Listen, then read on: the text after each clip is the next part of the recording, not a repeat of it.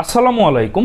বাংলাদেশ পুলিশের একজন বিতর্কিত কর্মকর্তা পুলিশ সুপার তানভীর সালেহিন ইমনকে সাময়িকভাবে বরখাস্ত করা হয়েছে। তো গ্রেফতার হওয়ার প্রায় আড়াই মাস পরে বিতর্কিত পুলিশ সুপার তানভীর সালেহিন ইমনকে সাময়িকভাবে বরখাস্ত করল অন্তর্বর্তীকালীন সরকার।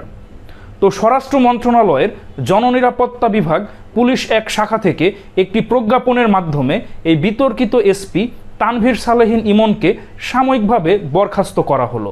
গত বছরের জুলাইয়ে বৈষম্য বিরোধী আন্দোলন চলাকালে ছাত্র জনতার উপর গুলি চালানোর সাথে জড়িত থাকার অভিযোগে তাকে গ্রেফতার করা হয়। পুলিশ সুপার তানভীর সালেহিন ইমন তিনি বিসিএস ২৮ ব্যাচের এবং তার গ্রামের বাড়ি কিশোরগঞ্জ। তার বাবা মোহাম্মদ ইকবাল তিনি কিশোরগঞ্জের করিমগঞ্জ উপজেলা আওয়ামী লীগের সাবেক সাধারণ সম্পাদক।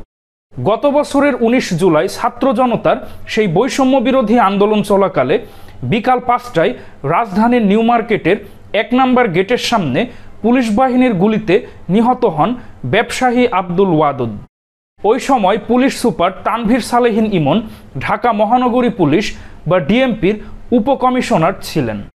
তো ১৯ জুলাই সেই নিউ মার্কেট ১ নম্বর গেটের সামনে ব্যবসায়ী আব্দুল ওয়াদুদ যে গুলিতে নিহত হন এবং সেই হত্যাকাণ্ডে এই পুলিশ সুপার তানভীর সালেহিন ইমন জড়িত থাকার অভিযোগ রয়েছে। আর ২১শে আগস্ট সেই ব্যবসায়ী আব্দুল ওয়াদুদের শ্যালক আব্দুর রহমান তিনি একটি মামলা দায়ের করেন এবং সেই মামলায় শেখ হাসিনা, ওবায়দুল কাদের সহ ১৩০ জনের নাম উল্লেখ করা হয়। আর সেই মামলায় জড়িত থাকার অভিযোগে ১১ ফেব্রুয়ারি রাতে গোয়েন্দা পুলিশ রাজশাহীর সারদা পুলিশ একাডেমি থেকে এসপি তানভীর সালেহিন ইমনকে আটক করে এবং পরবর্তী দিন ১২ ফেব্রুয়ারি তাকে আদালতে হাজির করা হয় এবং ৭ দিনের রিমান্ডের জন্য আবেদন করা হয়। আর ৫ই আগস্টের পর তাকে বদলি করে সারদা পুলিশ একাডেমির পুলিশ সুপার হিসাবে দায়িত্ব দেওয়া হয়। তো গ্রেফতারের প্রায় আড়াই মাস পরে তাকে বাংলাদেশ পুলিশ বাহিনী থেকে সাময়িকভাবে বরখাস্ত করা হয়েছে এবং তার মামলা এখনও আন্তর্জাতিক অপরাধ ট্রাইব্যুনালে চলমান রয়েছে। তো যেহেতু তার মামলা চলমান রয়েছে এজন্য পুলিশ বাহিনী থেকে তাকে আপাতত সাময়িকভাবে বরখাস্ত করা হয়েছে। যদি মামলায় তার জড়িত থাকার প্রমাণ হয় এবং তার বিরুদ্ধে শাস্তির ঘোষণা আসে তাহলে তাকে পুলিশ বাহিনী থেকে পূর্ণাঙ্গভাবে বরখাস্ত করা হবে।